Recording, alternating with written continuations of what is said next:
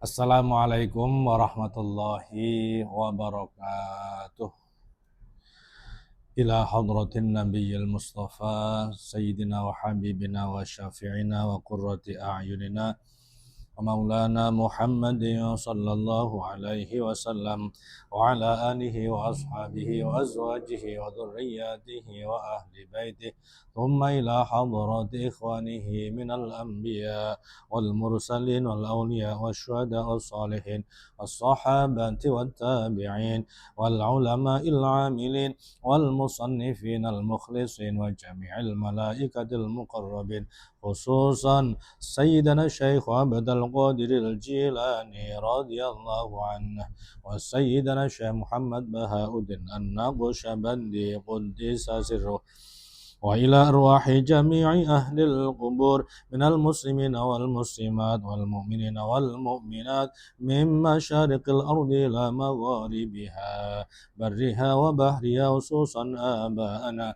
وأمهاتنا وأجدادنا وجداتنا ومشايخنا ومشايخ مشايخنا ولمن له حق علينا. Silahkan disebutkan nama-nama ahli kubur masing-masing.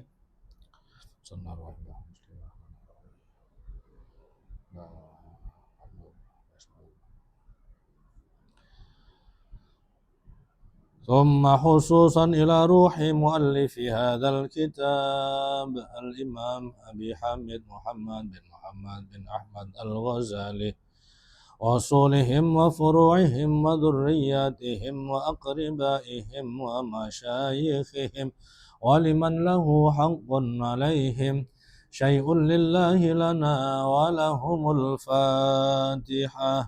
أعوذ بالله من الشيطان الرجيم. بسم الله الرحمن الرحيم. الحمد لله رب العالمين الرحمن الرحيم مالك يوم الدين إياك نعبد وإياك نستعين اهدنا الصراط المستقيم صراط الذين أنعمت عليهم غير المغضوب عليهم ولا الضالين آمين.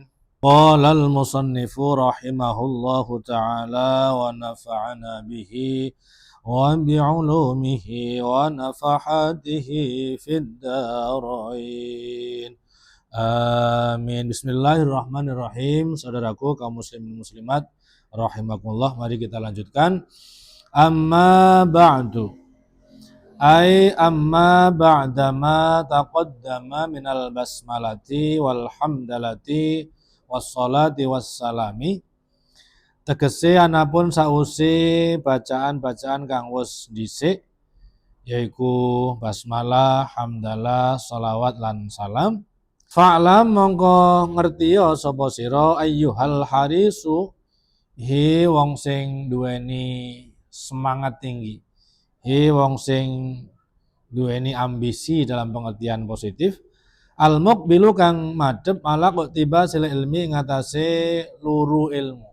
Luru ilmu dalam pengertian sekarang ya memasuki dunia pendidikan, masuk sekolah, masuk perkuliahan kalau formal, atau masuk ke pesantren dan lembaga-lembaga pendidikan yang lain. Selanjutnya, ketahuilah wahai orang yang bersemangat menuntut ilmu, tentu maksudnya bukan hanya yang bersemangat, ya semua orang yang menuntut ilmu, lebih-lebih yang punya semangat tinggi, apalagi salah satu syarat penting untuk bisa berhasil dalam proses menuntut ilmu kan punya semangat itu. Al-mudhiru kang ngatonake min nafsihi sangka awak dhewe ni al-haris sidqar raghbati ing sak temene rasa seneng, wa fardhat ta'attushi lan sak mestine rasa dahaga ilaihi maring al-ilmi, yang menunjukkan rasa cintanya, rasa senangnya yang sungguh-sungguh, menunjukkan rasa dahaganya yang semestinya. Kalau istilah sekarang ya kira-kira memiliki kuriositas ya yang tinggi. Sing perlu dingerteni apa annaka ing sak temene sira ing kunta lamun ana sapa sira iku taksidu nejo sapa sira bitolabil ilmi lawan lain golek ilmu apa saja. Jadi al di situ bisa difungsikan seperti alhamdulillah istighraq, semua jenis ilmu yang kalau kita merujuk klasifikasi dasar dari Al-Imam Al-Ghazali sendiri, ada ulumuddin, ilmu-ilmu agama, ilmu yang digali dari sumber-sumber nakli, ada ulumuddunnya, ilmu-ilmu dunia, ilmu yang digali dari sumber-sumber selain nakli, yang lalu kita terjemahkan, kita gunakan dalam bahasa dunia pendidikan kita akan menjadi ilmu agama, ilmu umum. Nejo-nejo al-munafasata ing berkompetisi, berlomba-lomba, wal mubahatalan angga-anggaan, wattaqadumalan ngejoni lebih maju, alal akroni ngalake ngatasi konco-konco sepadane, wastimalata wujuhin nasi lan pengen condonge wajah-wajah orang lain ilaika maring siro, wajam'a khutami dunya lan ngumpulake remuane donya. Ya, ketahuilah bahwa jika tujuan Anda menuntut ilmu, ilmu apa saja, kalau alnya digunakan li ta'rif ya khususnya ilmu agama, tapi melihat penjelasan atau memperhatikan penjelasan Imam Al-Ghazali di kitab ini sepertinya mencakup ke semua atau seluruh bidang ilmu.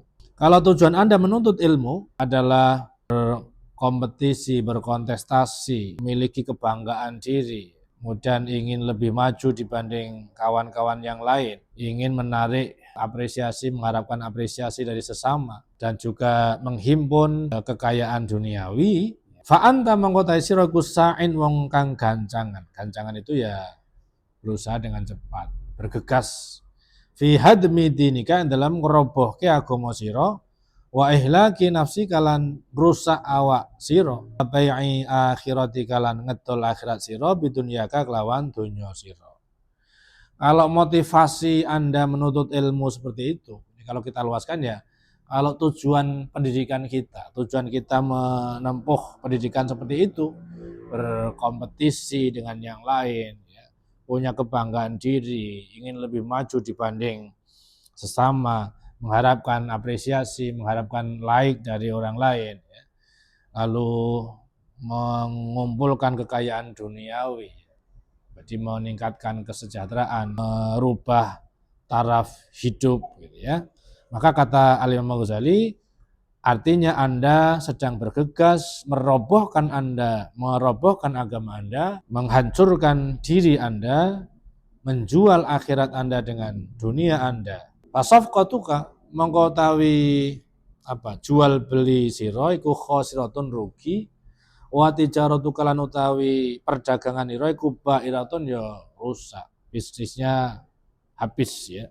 Wa muallimuka lan utawi guru sira iku mu'inun wong kang bantu laka maring sira ala isyanika ing atase oleh durhaka sira.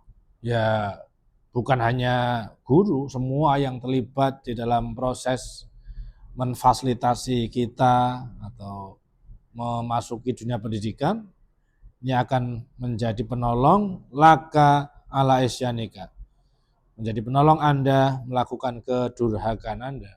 Maksudnya belajar dengan motivasi yang tadi tidak benar itu. Wasyarikun lan nyekutoni membersamai laka maring sira fi khusranika dalam kerugian sira, ikut rugi.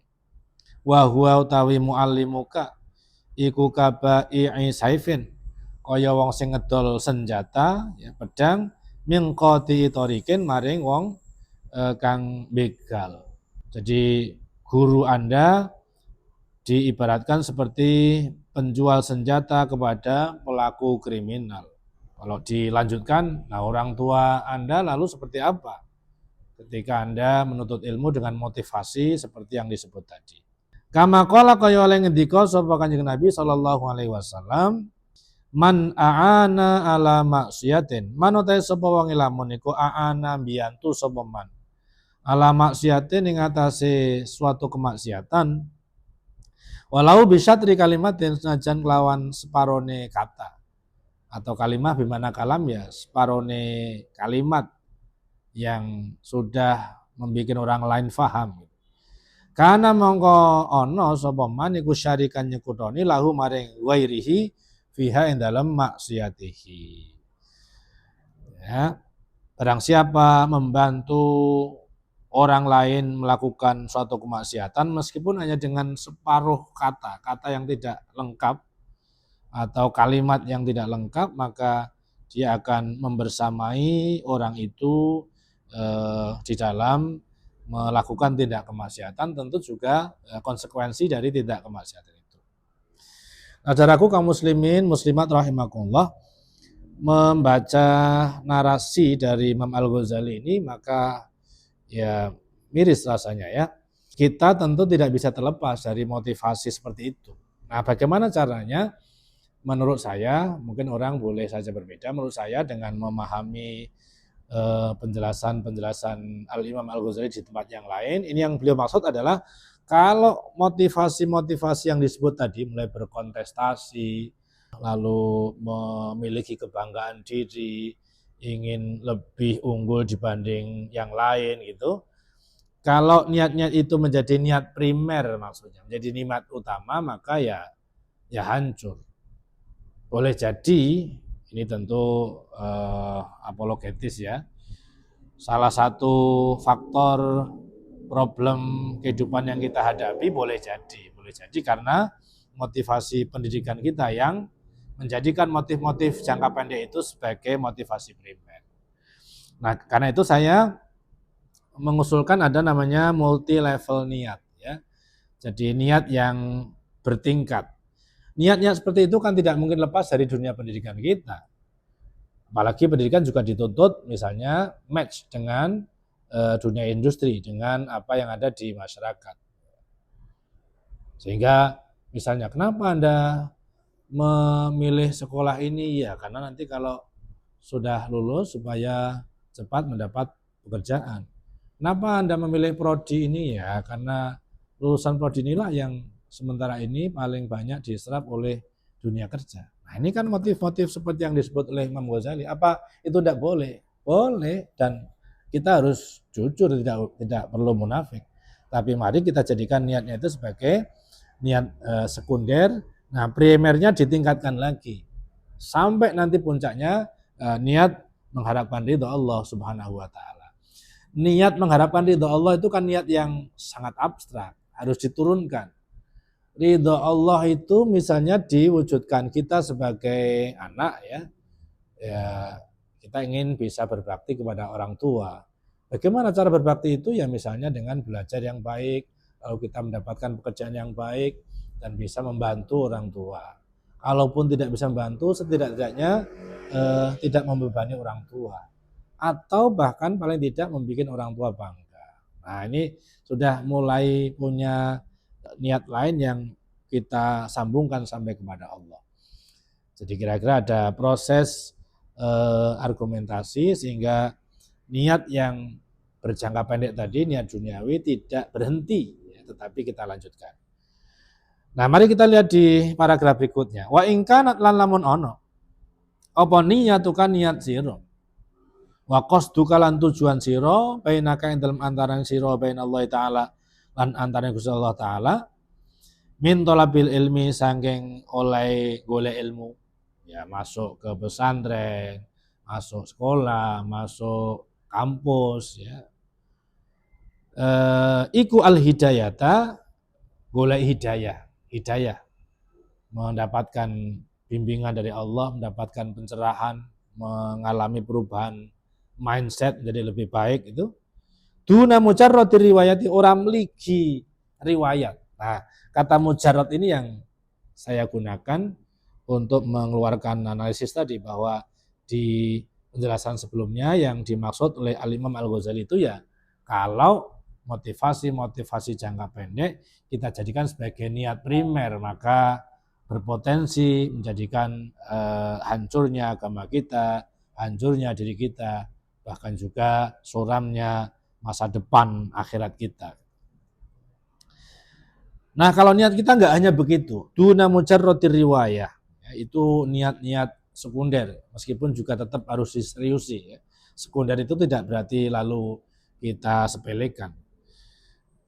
Riwayat dalam kosakata ulumul hadis itu ya setidaknya ada dua aktivitas.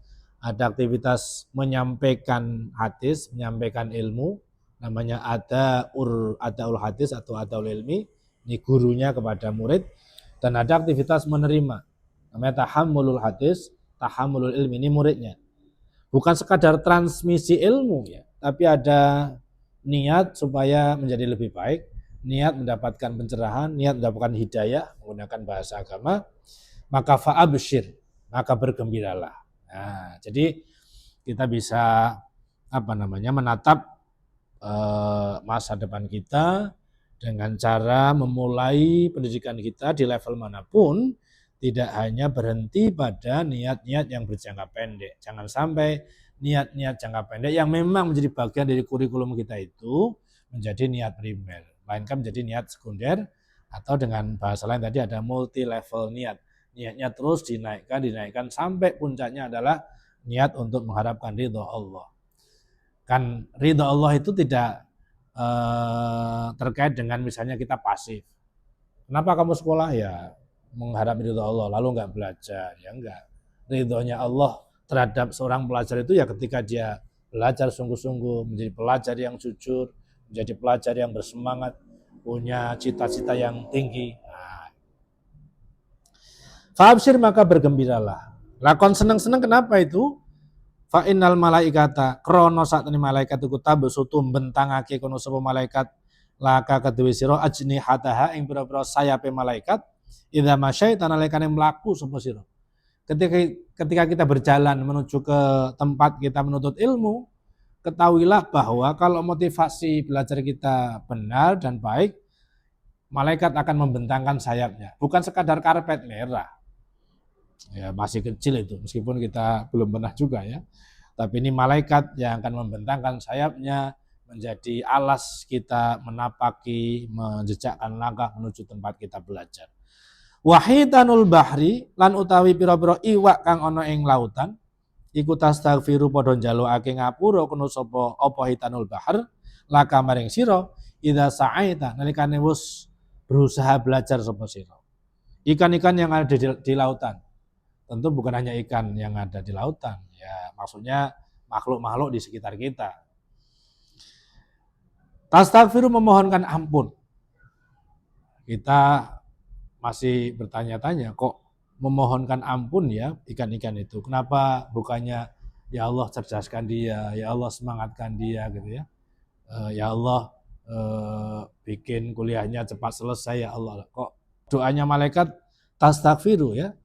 Nah, maknanya bisa dua kemungkinan. Yang pertama, nah tentu bukan hanya terkait kesalahan kita pada saat kita belajar, tapi di luar itu. Sehingga orang menuntut ilmu dengan motivasi yang baik dan benar itu bisa mendatangkan maghfirah, ampunan Allah Subhanahu wa taala lewat permohonan istighfar, permohonan ampun yang dimohonkan oleh sesama makhluk kita, ikan-ikan di lautan, makhluk-makhluk hidup di sekitar kita. Dan yang kedua pengertiannya secara spesifik ketika kita belajar ini kan potensi kesalahannya tinggi, sama dengan orang ijtihad itu. Manijtahada fa akhta'a falahu ajrun. Kita beristihad, bersungguh-sungguh belajar dan hasilnya masih salah, ya masih dapat pahala. Karena dalam dunia keilmuan kan berlaku ungkapan ilmuwan, peneliti boleh salah, yang tidak boleh itu kan bohong ya. Jadi salah sangat mungkin, potensi salahnya tinggi, sehingga terus ada perbaikan, maka ada trial and error. Nah, sehingga ikan-ikan di lautan itu ya memohonkan ampun. Astagfirullahaladzim, ngono kok ya ora paham-paham. Astagfirullahaladzim loh, kok ya ora tekan-tekan. Nah, kira-kira gitu ya. Walakin yang bagi tetapi ini saujolaka kedua sira apa anta alama yang ngerti sapa sira qabla kulli syai'in sadurunge saben-saben sesuatu. Tetapi perlu Anda ketahui sebelum kita jauh melangkah, annal hidayata ing sak temen hidayah, allati yu al hidayah hiya ta allati ku samratul ilmi buai ilmu. Iku laha iku duwe hidayah bidayatun utawi ana bidayah, ana kawitane. Kita gunakan istilah bidayah ya, kawitan, permulaan wa nihayatun lan ana akhir, ana puncak, ana ujung. Wa dhahirun lan ana njabane wa batinun lan ana jerone. Bahwa hidayah yang merupakan buah ilmu itu ada bidayahnya, ada nihayahnya. Nah, nanti yang akan dijelaskan oleh Al-Imam Ghazali itu baru level bidayatul hidayah.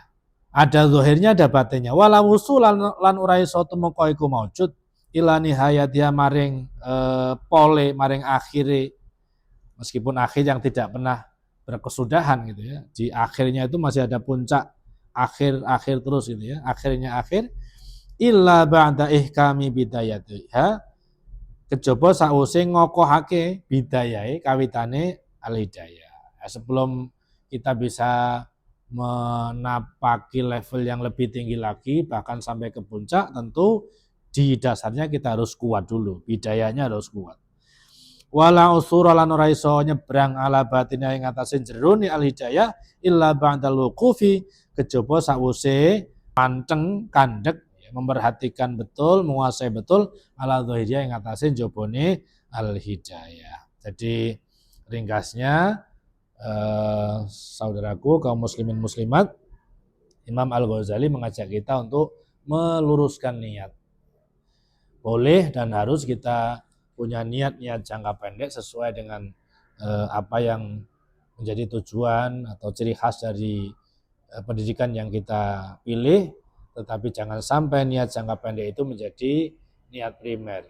Niat jangka pendek kita harus kita lanjutkan terus sampai puncaknya adalah niat mengharapkan ridho Allah Subhanahu wa taala. Ridho Allah kita akan peroleh lewat kualitas ilmu kita, lewat kualitas keterampilan kita, lewat kualitas moral kita, karena di dunia pendidikan kita juga diajari dengan moralitas misalnya, dengan pendidikan karakter misalnya, apa yang saya sebut sebagai multi level niat.